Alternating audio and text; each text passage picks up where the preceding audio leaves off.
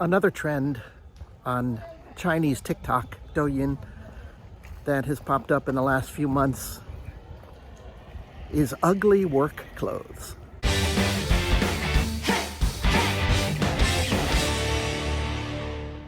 Good morning from Wuhan, China.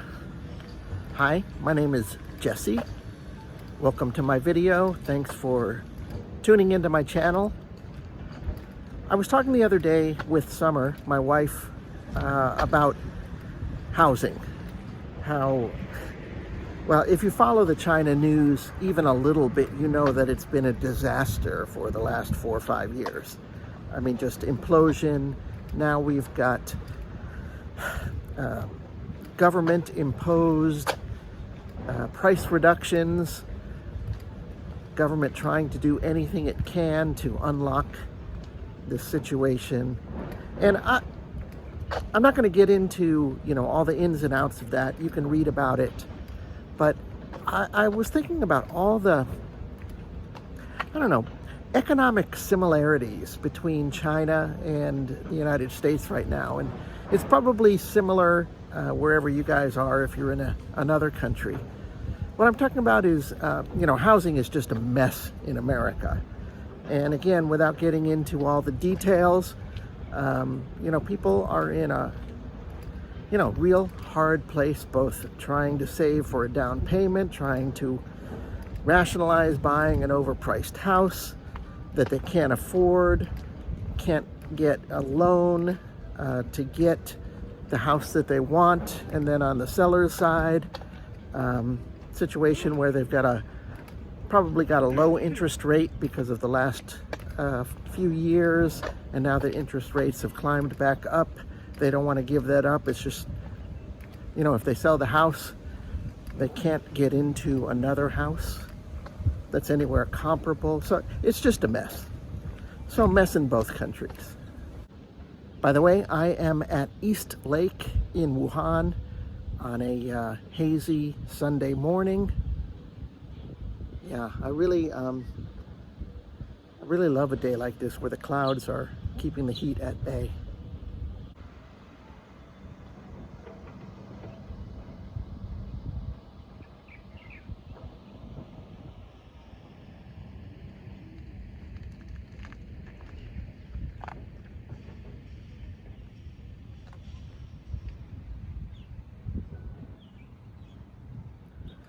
What else?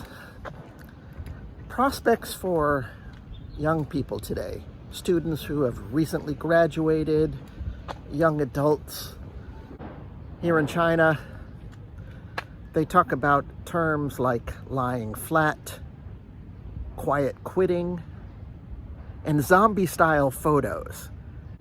These zombie photos, they were especially popular at graduation a year ago when Chinese students would take a look at the pictures, and they're just expressing their hopelessness and resignation to what awaits them in the workforce, which of course is very similar to what's going on in America. We've got the quiet quitting. We have these just swaths of young people who, and to tie it together with the housing, don't see the point. They don't see the point if they can't buy into the American dream, which would be buying a house, having a family. Which leads me to the next related part about more and more young people in China are thinking about a life without children. Thinking about a life that, they're not going to bring the next generations into the world for no other reason than economics, really. It's just too expensive to raise a family and everything that goes with it.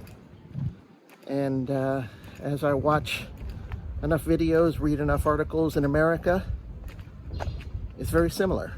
That idea, that trend, we'll see what happens 20 years from now in terms of the actual numbers, but yeah, there's very similar feelings between our two countries, and as I guess, countries around the world.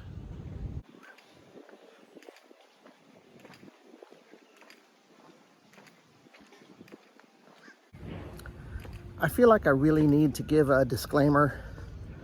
In this video, I am not backing this up with any research or facts. This is stuff that I've read or seen over the years, and it just hit me this morning about the similarities between the two countries.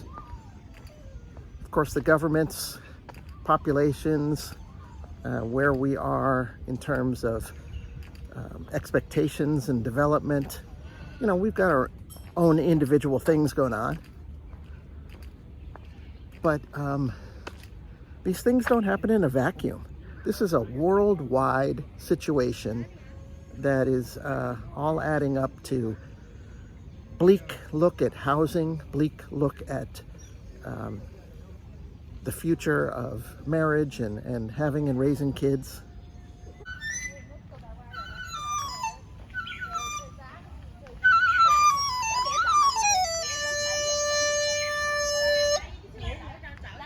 But I will say, like most things on the internet, including this video, it's probably overblown, probably a little bit exaggerated, right? I'd love to hear your thoughts. On a separate note, somebody who watched one of my videos the other day asked, I thought China had a lot of people. Where are all the people? And I responded that, well, I generally want to take videos where the people aren't if I'm going to be speaking, because it's too damn loud with all the people on the regular streets.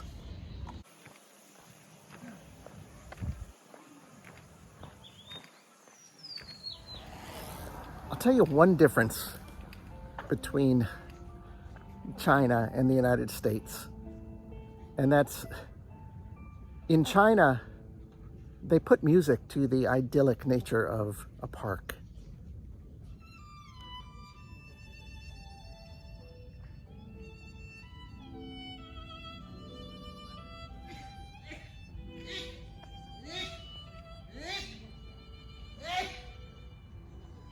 Of course, one guy hawking up half a lung, that can ruin the idyllic feeling, but that music you hear,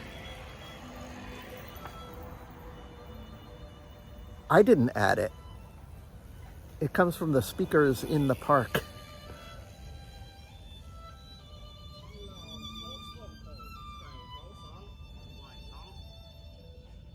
One really big difference, as I alluded to earlier, is that in China, house prices are falling significantly, whether it's by economics or government design, government order. And that's really presenting a big problem because, as they say, nobody wants to catch a falling knife. So who wants to buy into a property now when there's a good chance that it's going to be worth less tomorrow?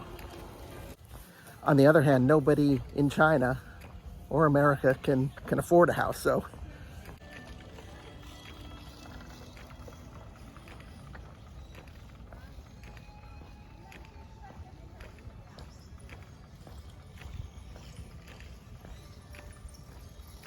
Another trend on Chinese TikTok, Douyin, that has popped up in the last few months is ugly work clothes. I read this article, came out about a month ago on CNN International, about these ugly work clothes. According to the CNN story, the hashtag gross outfit for work has garnered more than 140 million views on Chinese TikTok recently. In the article, they quoted this one person saying, "Earning such little salary with such ugly coworkers, what else do you expect from my outfit?"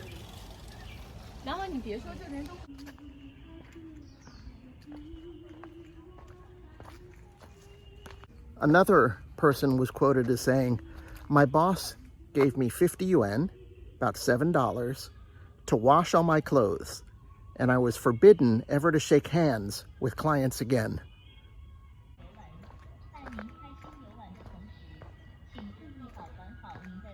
I'll drop a link to this CNN article down below. So why are they doing this? It's all, basically coping mechanisms with the high youth unemployment.